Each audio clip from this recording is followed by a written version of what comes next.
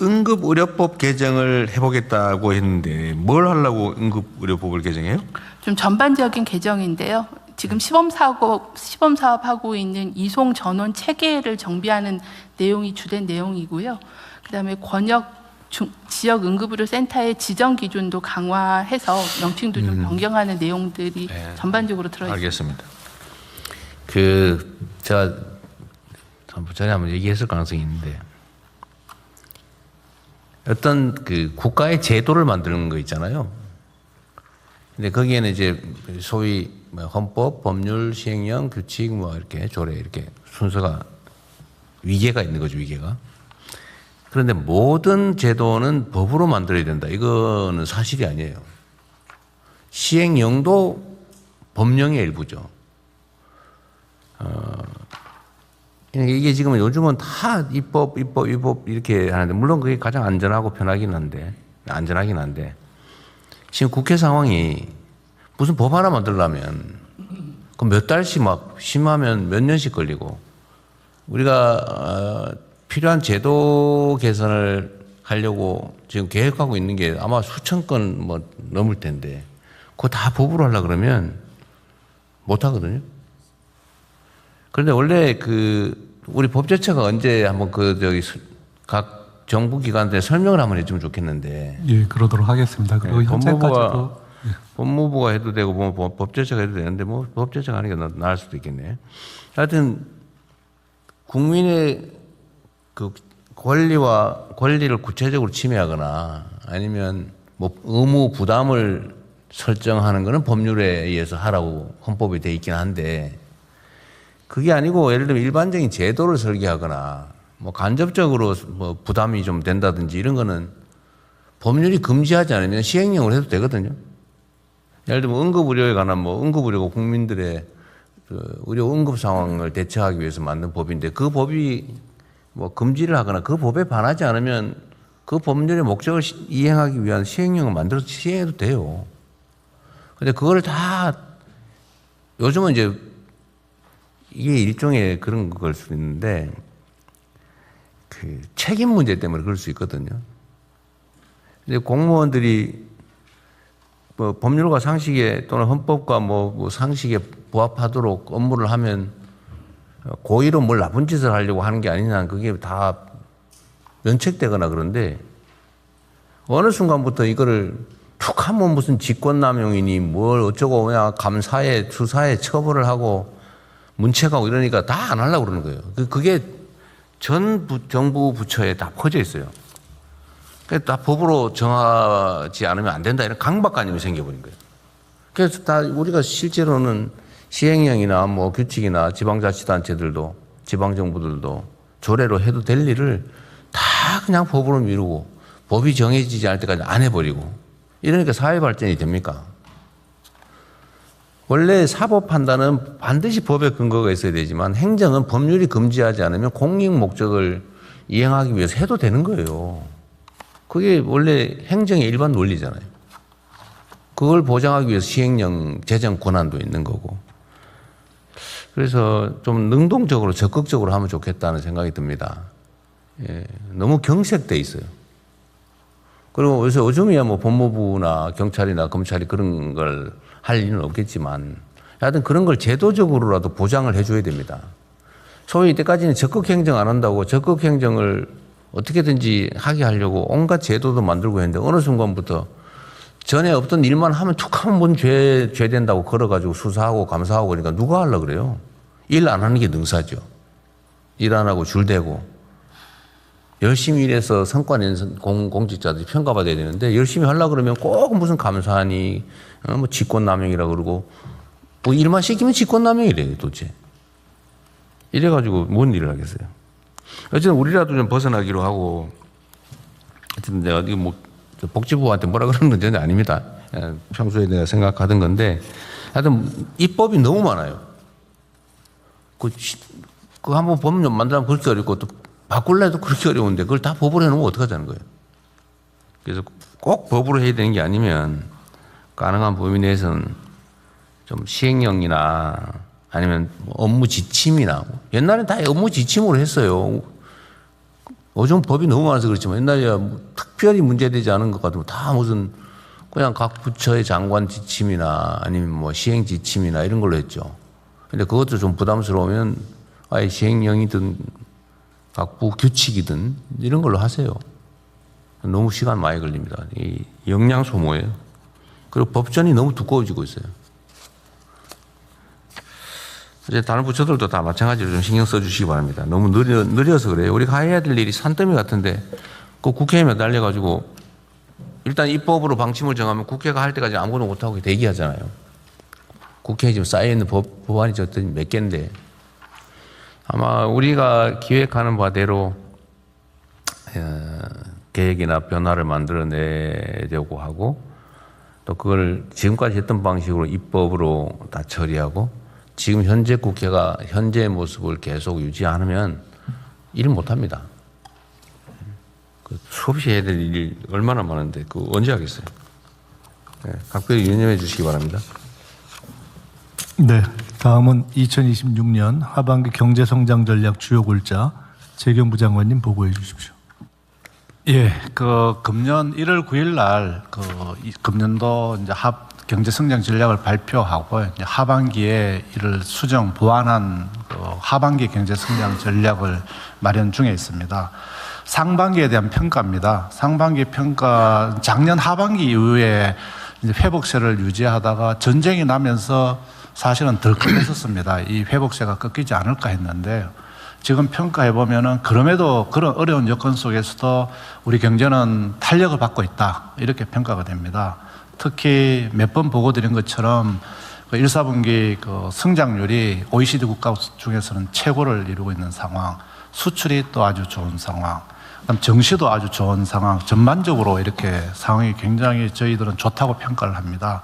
좀 미안합니다. 아까 법제처장이 뭔 얘기하려고 그랬는데 내가. 아니 현재 지금 국정과제 입법 중에서 재정 법률로 준비했던 게 49건이 있는데 지금 부처 간 협의해서 25건은 개정으로 가려고 하기로 했습니다. 야, 재정이 아니고 개정하는 걸로. 네. 그리고 뭐 어차피 중간에 끊은 김에 내가 하나만. 네. 그 복지부 있잖아요. 네.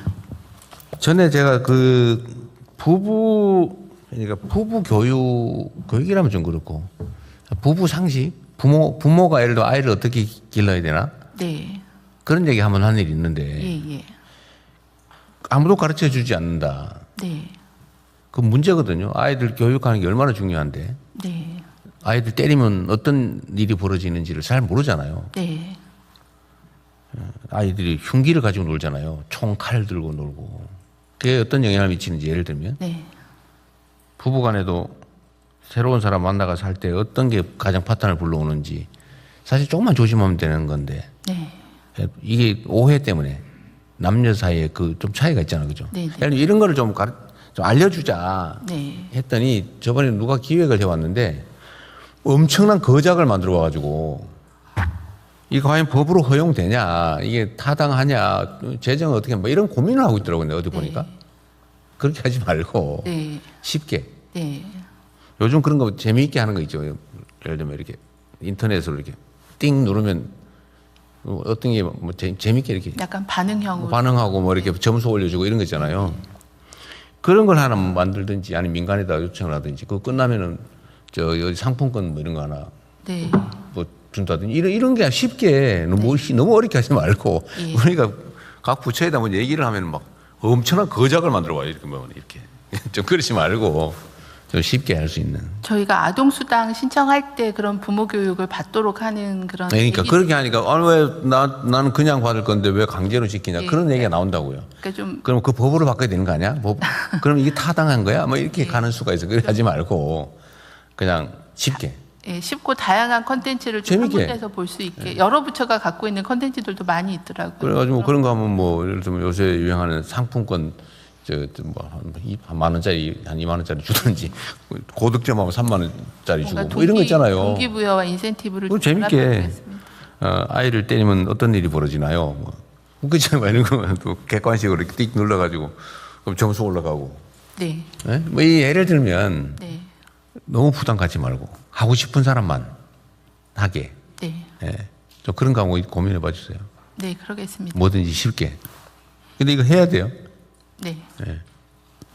이게 사람이 죽고 사는 문제일 수도 있는데 이 공공 영역에서 이런 너무나 상식적인 얘기들을 정보 제공 안 해주니까 이상하게 왜곡돼 가지고 정말 끝장 보고 그러잖아요. 전에 한번 보니까 게임을 좋아하고 아이를 집에다가 혼자 내비두고 뭐 PC방 가서 게임하다가 어쩌고저쩌고 그런 기사 나는 일도 있어요. 그런 사례가 있었습니다. 그러니까 그건 몰라서 그럴 수도 있거든요. 나빠서 그럴 수도 있지만 그런 걸 좀 쉽게 고민하면 좋겠어요. 실용적으로. 너무 거창하게 하지 말고. 네, 미안합니다. 네, 맞아 하시죠. 예, 이어서 하겠습니다. 이렇게 이제 경제 상황이 중동 전쟁에도 불구하고 이렇게 좋은 상황을 왜 그러냐 이렇게 저희들이 평가해 보면은요, 외부 충격에 대해서 대통령님을 중심으로 한 비상경제 대응 체제를 적극적으로 가동해서 정책 대응이 신속했다. 석유 최고 가격제라든지 유류세 인하라든지 또 추경 등 복합적인 정책을 펴서 제가 이번에 그 G7 회의를 가보니까 여기에 대해서 한국에 대한 호평이 굉장히 컸다는 말씀을 드리겠습니다.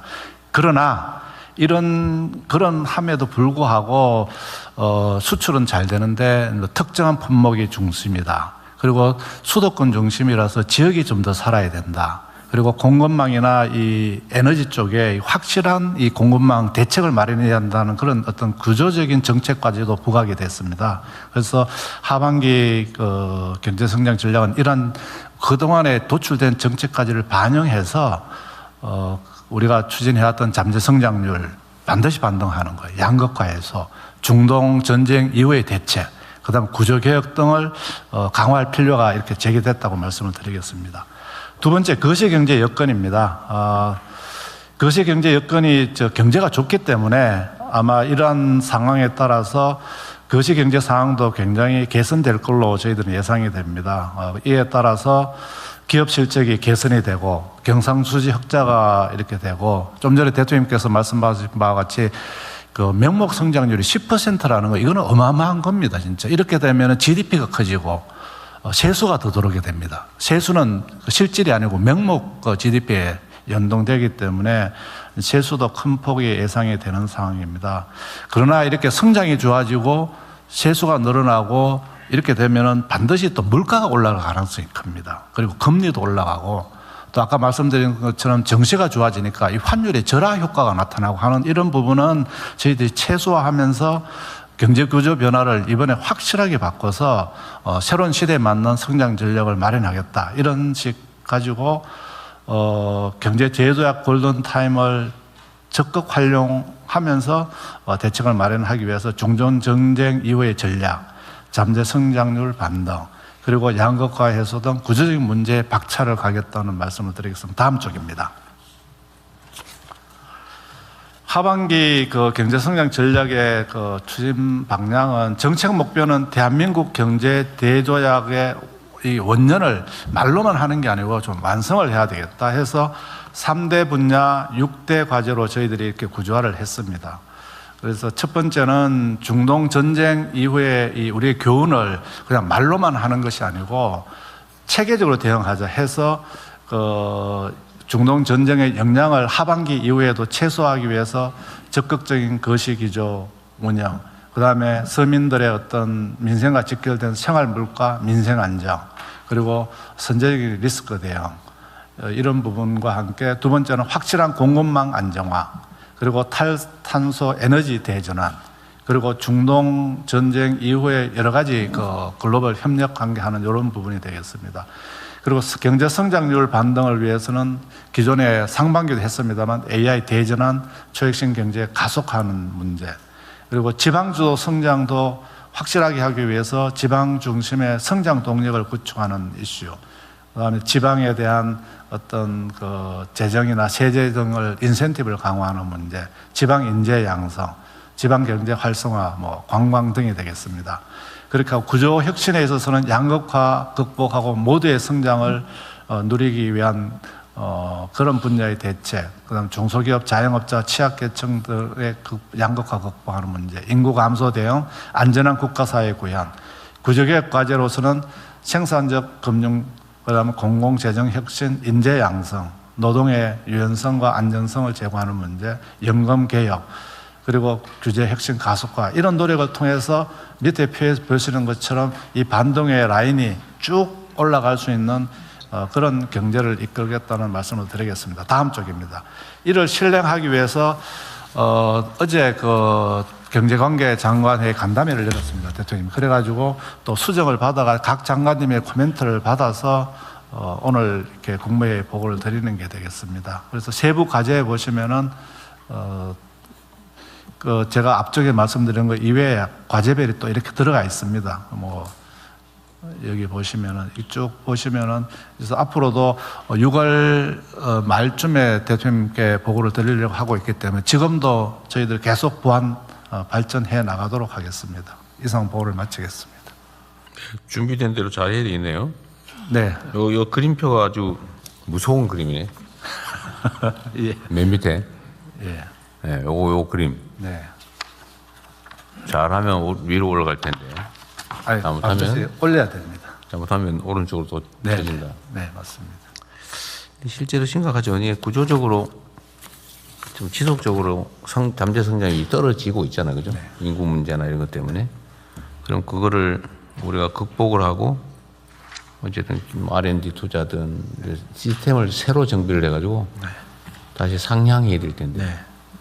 이 재경부, 산업부, 중소기업부, 그다음에 공정거래위 보니까 해당이 안 되는 데가 없네. 다 법무부가 질서잘 유지 잘해줘야 되고, 예. 문화부가 K컬처를 잘 해줘야 돼. 그러게 관계 없는 데가 없는데, 하여튼 우리가 이게 추세잖아요. 이렇게 우하향하다가 이제 우상향으로 살짝 지금 올라왔는데 지속적으로 우상향할 수 있게 하는 게 정말로 중요한 것 같아요. 그러려면 우리 사회의 모든 분야를 다 바꿔야 됩니다. 누구 얘기를 인용할 것도 없이 지금과 같은 방식과 관성으로는 결국 우하향할 수밖에 없는데 우상향을 하려면 다 바꿔야죠. 모든 분야에서 모든 사람들이 다 바뀌어야 됩니다. 우리가 먼저 모범이 돼야 될 것 같아요. 네, 준비된 대로 잘 시행해 주기 바랍니다. 네, 그렇게 하겠습니다. 네, 세 가지 보고 사항은 다 접수하고요. 부처협조 사항입니다. 정부 출범 1주년 성과자료집 발간